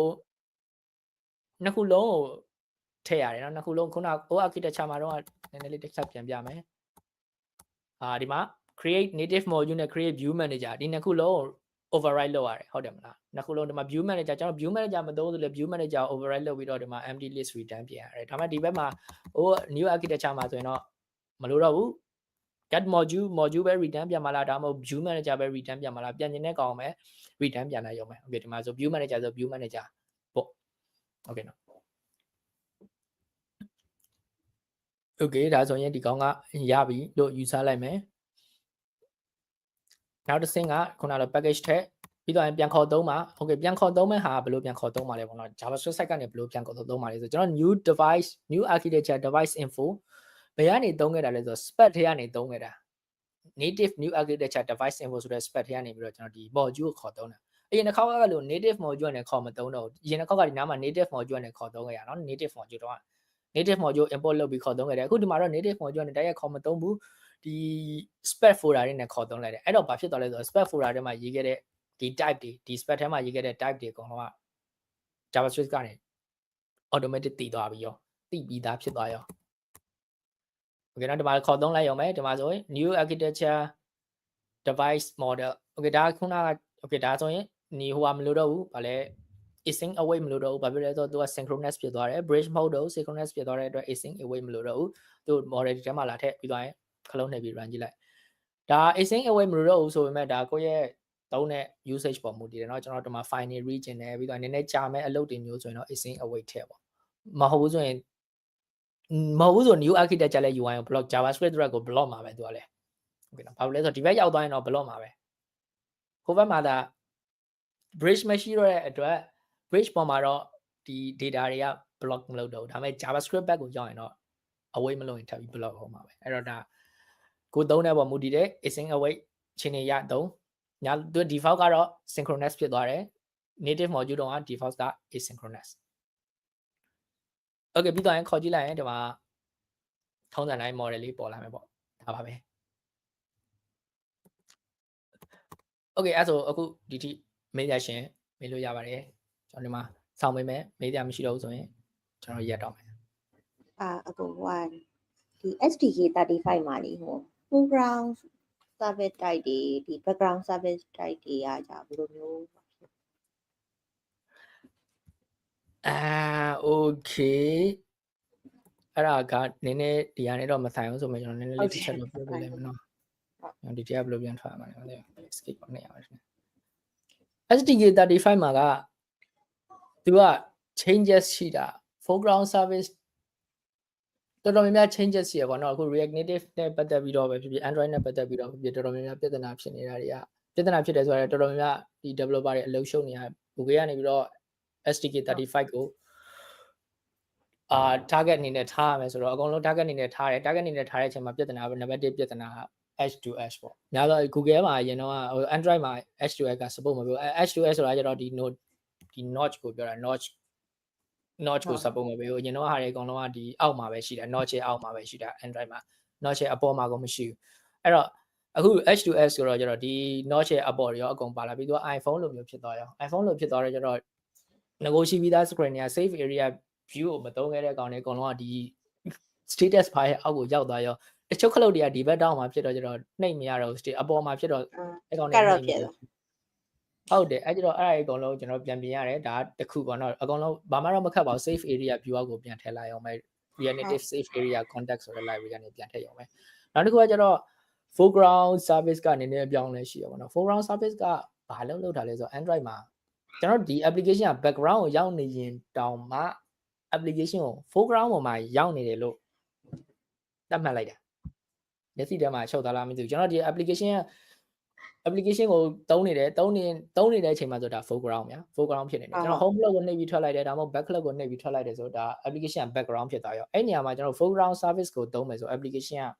background ဖြစ်သွားပေမဲ့သူက background ဖြစ်သွားပြီလို့မယူဆဘူး foreground service မှာပဲရှိနေတယ်လို့ယူဆတယ်အဲ့တော့ဘာကောင်းလဲဆိုတော့ကျွန်တော်ဒီ JavaScript code တွေအကုန်လုံး run နေလို့ရတယ်ဥပမာဘယ်လိုနေရာတွေမှာသုံးလဲဆိုတော့ music player တွေမှာသုံးတယ် chat application တွေမှာသုံးတယ် music player တွေဆိုလည်းဒီပြီးတော့ဗာလဲနောက်တစ်ခု call video call ခေါ်မယ်တော့ video call ပဲဖြစ်ဖြစ်ထားပါတော့ phone call ပဲဖြစ်ဖြစ် online ကနေ VoIP ခေါ်မယ်ဆိုရင်ဒီ foreground service လေးကိုသုံးထားတော့မှ application က alive ဖြစ်နေalive ဖြစ်နေ battery တခြား battery ကြောင်းတက်ပစ်ထားတော့ထားပါတော့ memory ကြောင်းကျွန်တော် application ကို key ပစ်ထားတော့မရှိတော့ဘူး application ကအများတန်းဒီလူကသုံးနေပါတယ်ဆိုတဲ့သဘောလုပ်ပေးထားတာပေါ့အဲ့တော့ foreground service မှာ type တွေကအများကြီးရှိတယ်တော်တော်များတယ်ပေါ့နော်ကိုနဲ့သက်ဆိုင်တဲ့ဟာကိုသုံးရမယ် foreground service type တွေကအများကြီးပဲရှိတယ်ဒီကောင် React Native ဘက်ကနေဒီကောင်သုံးနေတယ်ဆိုရင် notify တို့ဘာလို့သုံးလို့ရတယ် notify ဆိုတာ notification နဲ့ဆိုင်တဲ့ကောင်သုံးလို့ရတယ်ဒီမှာသူ့ရဲ့ type တွေအများကြီးရှိတယ်ကျွန်တော်ဒီ foreground service ကိုကျွန်တော်ဒီ application ကို foreground ပေါ်မှာဘာဖြစ်လို့ထားချင်တာလဲဆိုတဲ့အကြောင်းပြချက်တွေပြရတာ camera ကြောင့်ထားချင်တာလား connected device ကြောင့်ထားချင်တာ data sync ကြောင့်ထားချင်တာ health ကြောင့်ထားချင်တာ health ကြောင့်ဆိုတာဒါမျိုးတွေကဘာလဲဆိုတော့ဒီများသောအားဖြင့် wear device ပေါ့နော်ဒီလက်ကျွန်တော် heart rate ကိုအများတန်းတိုင်းပြီးတော့လက်ကောက်ဝတ်ဒီနိုင်ကိုလှမ်းပို့နေတယ်တို့ဒါမျိုးတွေအတွက် health အတွက်ပေါ့နော် location အတွက်ကို location အများတန်း share နေမှာလားခုနလို delivery application တွေအတွက်ဆိုရင်ဒါ foreground service ကိုသုံးထားပြီးတော့မှကျွန်တော်ရဲ့ဒီ location ကို direct line share နေရမျိုးတွေရှိတယ် line share နေရတယ်ပေါ့နော်မဟုတ်ဘူးဆို location ရက်သွားမှာကျွန်တော်ဒီ application ကို foreground service ကိုဆိုမသုံးဘဲနဲ့ကျွန်တော်ဒီ phone ကို background ရောက်သွားပြီဆိုတာ ਨੇ သူကအဲဒီ JavaScript မှာသုံးထားတဲ့ code တွေအကုန်လုံးရက်သွားရောဒါ JavaScript မှာမဟုတ်ပါဘူးဒီ Android ဘက်မှာသုံးထားတဲ့ code တွေအကုန်လုံးရက်သွားရောအဲ့တော့ media playback media projection microphone phone call remote messaging short service ဒါတွေပေါ့ system exam special use ဒီကိုနဲ့သက်ဆိုင်တဲ့အသုံးတွေကိုခေါ်ပြီးတော့သုံးရတာကျွန်တော်အဲ့မှာဖြစ်ခဲ့တာကကျတော့ data sync ဆိုတဲ့ကောင်သုံးခဲ့တာဘာဖြစ်လဲဆိုတော့အဲ့တော့ကျွန်တော် application က24/7 24 နာရီလုံး foreground service မှာထားရတာဖြစ်တဲ့ application မျိုးဖြစ်နေတာ data sync အဲ့တော့အရင်တော့က data sync ကိုသုံးခဲ့တာကျွန်တော်ထဲမှာတခြား data ဘာဖြစ်လဲဆိုတော့တခြားဟာတွေသုံးလို့မရအောင် camera သုံးနေရလည်းမဟုတ်ဘူး health နဲ့လည်းမဆိုင်ဘူး location နဲ့ share နေရမဟုတ်ဘူးတချင်းလည်းဖွင့်နေရမဟုတ်ဘူးဗျ messaging ဆို chat နေရလည်းမဟုတ်ဘူးအဲ့တော့ channel တွေအကုန်လုံးသုံးမရအောင် data sync ဆို data synchronize လုပ်နေပါတော့ကျွန်တော်ဒီ server နဲ့ကျွန်တော်ဒီ application ကို data synchronize လုပ်နေတာဖြစ်တဲ့အတွက် data sync ကိုသုံးတယ် data sync ကိုသုံးတော့ဘာဖြစ်သွားလဲဆိုတော့ Android 35အပြောင်းလဲမှာ data sync က24နာရီမှာ6နာရီပဲ foreground service သုံးလို့ရမယ်မင်း data sync ဆိုတဲ့ type ကိုသုံးရင်မင်း foreground service အတွက်24နာရီ window မှာ6နာရီပဲသုံးလို့ရတာမယ်ဆိုပြီးလာ6နာရီအတွင်းမင်းရက်ပြီးတော့နောက်ထပ်သုံးရင်နောက်ထပ်6နာရီထပ်ဆောင်နောက်ထပ် sorry 24နာရီပြအောင်ဆောင်ဒါမျိုးလာတော့အဲ့တော့ကျွန်တော် application 24နာရီဖွင့်ထားတာ user တွေကလည်းညဘက်လည်းသုံးနေကြတာဆိုတော့ညဘက်လည်းသုံးနေကြ24နာရီအကုန်လုံး foreground service မှာထားရဆိုတော့6နာရီကမလောက်ဘူးဘာဖြစ်သွားလဲဆိုတော့ application ကဒီ crash လေးတွေမှာ crash တွေတက်သွားရောမင်းဟို6နာရီမှာပဲ data sync သုံးလို့6နာရီမှာပဲရက်ခိုင်းတာမရက်လို့ငါတို့ application ငါတို့ဖာသာရက်တယ်ဆိုဒါပါအဲ့မှာ data sync သုံးတော့အဲ့မှာ crash သွားရော crash တာလည်းအကုန်လုံး background မှာပဲ crash တာပါ user အနေနဲ့ user experience တော့သိမထီဘူး background မှာပဲ crash တာပြဿနာမရှိဘူးဒါပေမဲ့ကျွန်တော်တို့ service တွေအကုန်ရက်သွားတော့ပေါ့ crash application crash သွားတယ်ဆိုကြတဲ့နောက်မှာကျွန်တော်တို့ data ကို synchronize လုပ်ချင်တာပဲ24နာရီ synchronize လုပ်ချင်တာဒါပေမဲ့ application crash သွားတော့ synchronize ကမလုပ်တော့မရတော့ user experience ဟိုညံ့မြင်တော့မထိပေမဲ့ဒါပေမဲ့သူ user data ကိုအချိန်မီမရတော့ဘူးပေါ့နောက်ထပ်သူ application ကိုနောက်တစ်ခေါက်ပြန်ဖွင့်မှာပဲ data ပြန်ရတော့တယ်အဲ့တော့ဘာကိုသုံးခဲ့ရလဲဆိုတော့အဲ့တော့ကကျွန်တော်ဒီ special use ဆိုတဲ့ကောင်သုံးရတယ် special use ကကျတော့ခုနဒီပြောထားတဲ့အချက်တွေနဲ့တခုမှမကိုက်ဘူးဆိုရင် special use ကိုသုံးပါလို့သူကရေးထားတာဟုတ်ရေးတာ cover any valid foreground service use that aren't covered by other foreground service type တဲ့အကုန်လုံး foreground service အကုန်လုံး cover လုပ်ပေးတယ်တဲ့အပေါ်က foreground service တွေကနေ cover မလုပ်နိုင်ဘူးဆိုရင်တဲ့အဲ့တော့ကျွန်တော်ဒါလေးပဲထည့်လိုက်ရုံပဲပြီးတော့အဲ့ဒါလေးထည့်လိုက်တယ်ပြီးတော့ဒီမှာပေါ့ဒီထဲမှာသူရဲ့ reason လေးတွေနည်းနည်းထည့်ပေးရတယ် right name special use explanation or explanation for special use ဒါလေးဒီမှာထည့်ပေးလိုက်တာ ਨੇ ဒါပြီးသွားပြီဒီကောင်ကိုဒီ foreground service ကိုသုံးနေတယ်ဆို notify ကိုသုံးလိုက် React Native မှာ notify ရှိတယ်သူ့ကိုသုံးလို့ရတယ် React Native foreground service ဘာညာရှိအောင်မထင်နဲ့အဲ့ library ရှိအောင်မထင်ဒါပေမဲ့ကျွန်တော်တို့ notification နဲ့တွဲပြီးသုံးတာများတယ် foreground service ကိုသုံးပြီဆိုကျွန်တော်ဘာလုပ်ပေးရလဲဆို user notification ပြပေးရတယ်အပေါ်ထဲမှာငါတို့ foreground service သုံးအဲ့ notification ကို close လိုက်ရင် foreground service ကရက်သွားတယ် အဲ့တော့ notification လေးအများအား24နာရီပြပေးထားတယ်အဲ့လိုပြပေးထားဖို့ခုနကလို notify နဲ့တွဲသုံးတယ် notify ဆိုတဲ့ကောင်နဲ့တွဲသုံးတယ်ဒီ foreground service ကိုသုံးတယ် okay ဟုတ်ဆိုပါမယ် okay ပါဗျာတခြားရောရှားမေးချင်တာရှိသေးလားမသိဘူး hello ဟုတ်ကဲ့ hello ကိုနိုင်ဟိုပါလေဘာသာခုပြောထားတဲ့ဒီအပိုင်းနေဆိုရင်ကျွန်တော်တို့ဒီ result အနေနဲ့ဆိုရင်ရောဘယ်မှာလေ့လာလို့ထပ်ပြီးတော့အကျယ်လေ့လာလို့ရအောင်မလဲပေါ့ okay result အနေနဲ့ဆိုကျွန်တော်ဘယ်မှာလေ့လာလို့ရဆိုရတယ်ဗျဒီမှာ documentation ထဲမှာရှိတယ် React Native documentation ထဲမှာနှစ်ခုရှိရယ် legacy architecture ဆိုရင် native module Android iOS native development ထဲမှာဆိုရင် Android iOS C++ ပါရေးလို့ရသေးတယ်သူရဲ့ official documentation ထဲမှာပဲဒီမှာရှိတယ်ဟိုလိုမျိုး native code တွေတော့မပါဘူးပေါ့နော်ဒါပေမဲ့ဒီဗာလဲ native module တစ်ခုဘယ်လို create လုပ်မလဲပြီးတော့ရင်turbo module တစ်ခုဘယ်လို create လုပ်မလဲဆိုတာဒီမှာအကုန်လုံးမြင်ရတယ် native module ဒါဆို data turbo module ကိုပြောတာဗျာဒီမှာ code turbo module ဒီမှာ code gen ဆိုတာလည်းဒီမှာရှိတယ်အကုန်ရှိရတယ်ဒီမှာအများကြီးသူ့ရဲ့ official documentation ကတော်တော်လေးကိုစုံပါတယ် debugging လုပ်တဲ့ဟာတွေ testing performance အတွက်ဗာသုံးမလဲ code gen security တွေအတွက်ပါသေးတယ်ဘယ်လို security ထည့်မလဲပေါ့နော်အကုန်လုံးပါတယ် okay ဒါဆိုရင်ဒီမှာ codify okay ဒါဆိုသူရဲ့ project ကို create ဘယ်လိုလုပ်မလဲပါလဲညာလဲပေါ့နော်ခုနဒါဆိုဒါတူတူပဲဒီမှာကြည့်လိုက် spec native ဆိုတဲ့စကားလုံးထည့်ရတယ် local storage.ts ဒီမှာလာထည့် function တွေအကုန်လာရေးဒီမှာလာကြီးညာအကုန်တူတူပဲဒီမှာလာရေး name type javascript directory android javascript package name okay အကုန်တူတူပဲပြီးတော့သူကကျတော့ဒီမှာကြည့် code gen is executed through the Gradle နဲ့ code gen လုပ်တယ်ပေါ့နော်ဒါပေမဲ့မလို့ဘူး this is automatically run when you build your Android application build လိုက်တာနဲ့ဒီကောင် automatic run နေတာကျွန်တော် manually ဒီကောင်လုပ်စရာမလိုဒီကောင်ဒီ Gradle command run စရာမလိုကျွန်တော်ဒီကောင်လုံးပြီးတော့ native module ဒီမှာလာသုံးလိုက် native module blah blah blah သူကတော့ဒီမှာသုံးတဲ့နည်းလာပြပေးထားသူလည်းဒီမှာဟိုမသုံးဘူးဗာလဲ asynchronous မလို့ဘူးတိုက်ရိုက်ပဲကျွန်တော် local storage ကိုကျွန်တော် async storage ဆိုရင်တော့မှ async storage ဆိုရင်တော့မှ async away နဲ့ထည့်နေရသေးတယ်ဒီမှာဆိုကြည့်တဲ့ပဲ native local storage.get item set item ဘာ async away မှမလို့ mmkv လိုမျိုးပဲ mmkv လည်း async away မလို့ဒီကောင်လည်း async away မလို့တဲ့ပဲဘာမှဆောင်းရမလို့ဟုတ်တယ်ပြီးတော့ရင်တော့ဒီမှာ code ပေါ့နော် module file သူထဲမှာကနည်းနည်းလေးကြည့်ရတာအလုံးရှုပ်လို့ကျွန်တော်ခုနလိုပို့ပြီးတော့ motivation ရအောင်လွယ်တဲ့ style လုပ်ပြပေးတာအပြည့်စုံကဒီမှာရှိအပြည့်စုံဆိုတော့နည်းနည်းလေးပို့တိကြတဲ့ဟာတွေကဒီမှာရှိရယ်ဒီမှာအကုန်လုံးတူတူပဲဟာလာကြည့်ဒီမှာခုန module file ဒီမှာ package file အကုန်တူတူပဲအကုန် copy ကူးချဒါလည်းကြည့်လိုက်အတူတူပဲအကုန် copy ကူးချရပြီးတော့ဒီမှာလာထည့်ပြီးတော့ဒီမှာ run လုပ်ရဒါ turbo module မဟုတ်ဘဲနဲ့ turbo module ကဒီမှာเนาะဒီ native development ထဲမှာ turbo module ဒီအောက်မှာကျတော့ legacy architecture ထဲမှာဆိုရင်က native module သူကကျတော့သူက native module ပေါ့ပြောပါလဲပြောသွား okay ဒီမှာဆို native for Android native module blah blah တူတူပဲသူကတော့ဟိုပါတုံးထားတယ် Android Studio တုံးတယ် Android Studio တုံးရင်ပိုကောင်းတယ်ဒီမှာ class တစ်ခု create လုပ် folder လေးတက်လို့ class တစ်ခု create လုပ်ဒါဆို suggestion တွေမြင်ရတယ်မဟုတ်ဘူးဆို suggestion တွေမမြင်ရအောင်okay ဒါဆိုရမလား brother ဟုတ်ရပါတယ်ဗျာကျေးဇူးပါ brother ခြားကောသိချင်တာရှိသလားမသိဘူ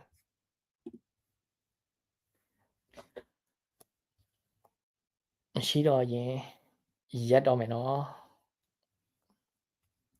okay အဲ့ဒါဆိုမရှိတော့ရင်ကျွန်တော်ရက်လိုက်တော့မယ်ဒီခုနကကျွန်တော်ရေးထားတဲ့ code တွေသွားပြီးတော့ copy ကူးချင်တယ်ဆိုရင်ဒီမှာ project ရှိရဲဒီကောင်လေးကို scan ဖတ်ပြီးတော့သွားကူးလို့ရတယ်ဒီမှာဒါရှိရဲကျွန်တော်ဒီ slide file ကိုကျတော့ဘယ်နာလေးကနေသွားတင်ပေးရမလဲမသိဘူးဖြစ်နေ slide file တင်ပေးရတာနေရာမရှိထားပါတော့ကျွန်တော်ဒီမှာလောလောဆယ်ဒါလေး scan ဖတ်ပြီးတင်ထားလိုက်ဒါ scan ဖတ်ဖို့အချိန်လေးခဏပေးလိုက်မယ် scan ဖတ်လိုက်ဖတ်လို့ရတာဖုန်းနဲ့ကွန်ပျူတာနဲ့ကြည့်နေတော့ဖတ်လို့ရတယ်ဒါမှမဟုတ်ဖုန်းနဲ့ဆို screenshot ရိုက်ထားလိုက်ပေါ့ငွေပြီးတော့ဒီထည့်အတိုင်းပဲ copy ကူးချရုံပဲဘယ်ကနေ copy ကူးရမလဲမသိဒီထည့်အတိုင်း copy ကူးချ okay အဲ့ဆိုရင်ဒါပြီးရင်တော့ပြီးပါပြီအကုန်လုံးကျေးဇူးတင်ပါတယ်